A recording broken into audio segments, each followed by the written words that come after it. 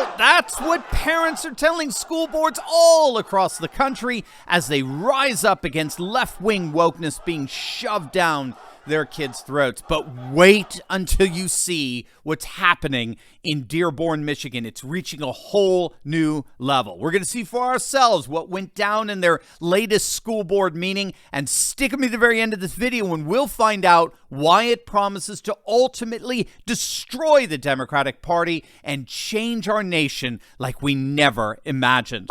This week, a massive gathering of parents converged on their local school board meeting in Dearborn, Michigan. They came together to voice their absolute opposition against school library books that parents consider totally inappropriate for their children.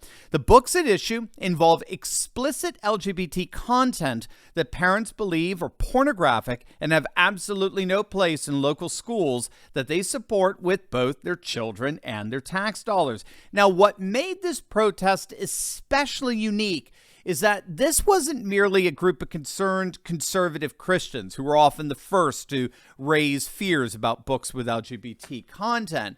What made this week's protest so unique is how it involved a massive number of Muslim parents as well. Muslim students, if you didn't know it, comprise nearly 47% of the student body in Dearborn schools. It's the most densely Muslim populated part of the United States. And for weeks, local Muslim leaders were encouraging people to attend the school board meetings and voice in no uncertain terms their absolute and non-negotiable opposition to these books. And man, let's just say those parents didn't disappoint. Check it out.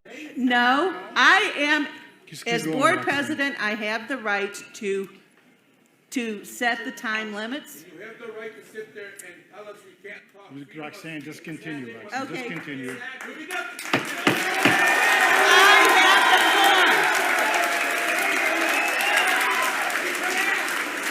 I have the floor.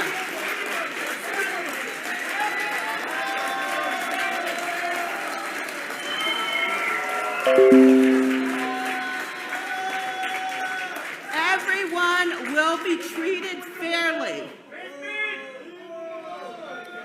Everyone will be treated fairly.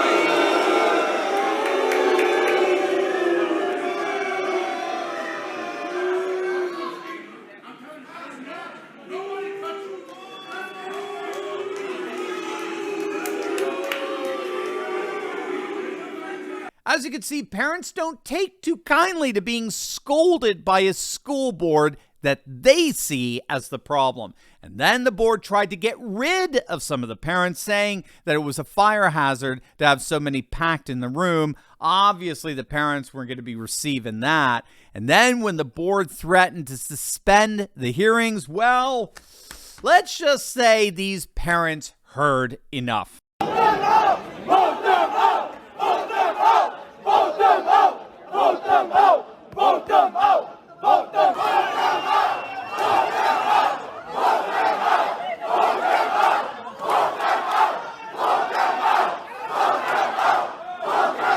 So the parents effectively shut down the meeting. The meeting, of course, was adjourned. And now it appears that these parents are beginning to organize recall efforts comparable to what we've been seeing all over the nation. If you didn't know, school board recall efforts have absolutely surged to unprecedented numbers across the country. There have been hundreds of recalls organized over the last year. And this is absolutely key. Many are happening in the bluest of blue areas like Dearborn. What has to hit you here is that what you just saw happen not in the midst of a Bible Belt. That wasn't a town in Texas. What you just saw happened in one of the bluest districts in the nation. Dearborn votes 70% Democrat. And this district that votes 70% Democrat is rising up and pushing back against one of the major constituencies of the Democratic Party, and that, of course, is the LGBT community. What we're seeing erupting right before our very eyes is the overturning of the political order in our nation like we never imagined. You're going to love this. But first, let me ask you, how much money do you think you would save in interest payments if you could pay off your mortgage in 5 to 7 years without any change in your current income? Wouldn't that be amazing? Well, amazing is just a click away. You got to click on the link below and visit Replace Your Mortgage, featuring the one and only Michael Lush. Michael is showing patriots by the thousands how you can build your own personal parallel economy so you're no longer dependent on woke businesses without worrying about your financial future. Check him out. Click on that link below and book a free consultation call with Michael. He's a patriot, he's one of us, and he's here to serve you.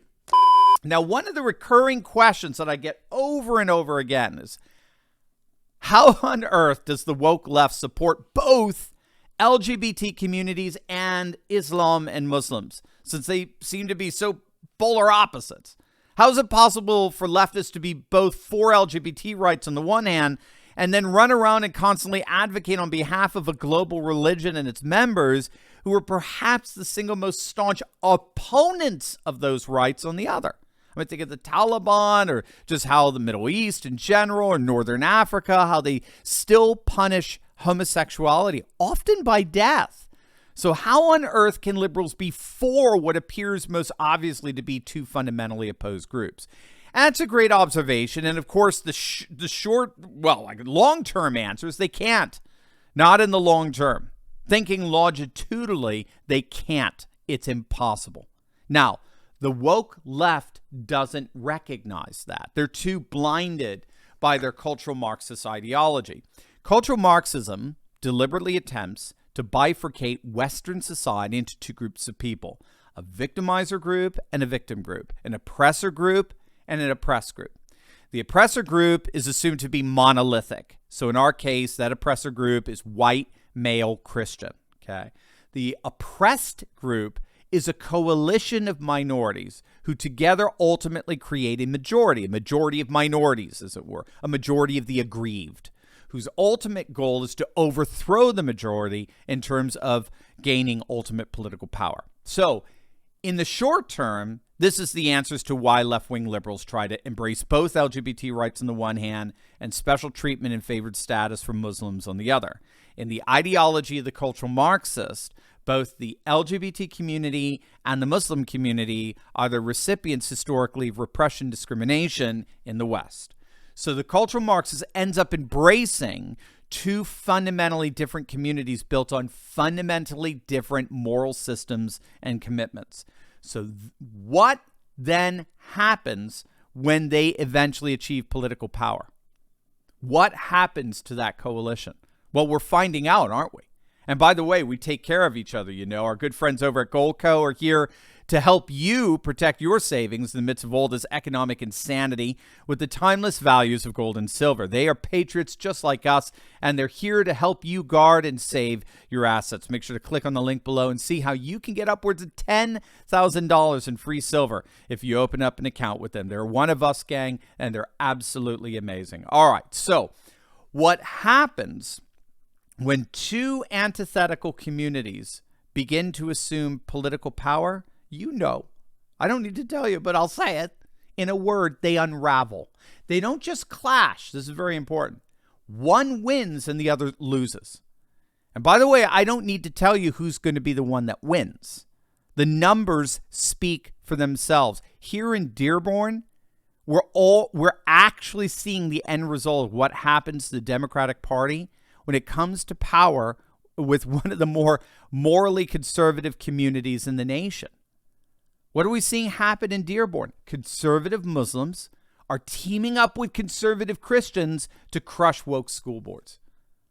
That's exactly what's happening. The Democrats are becoming victims of their own cultural Marxist success, which means that the more powerful they become, eventually, the greater their fall will be. As always, make sure to smack that bell and subscribe button. You will definitely want to check out my latest video on the Democrats who just ended their own campaigns just weeks before the midterms. It's glorious. So make sure to click on that link and I'll see you over there. God bless.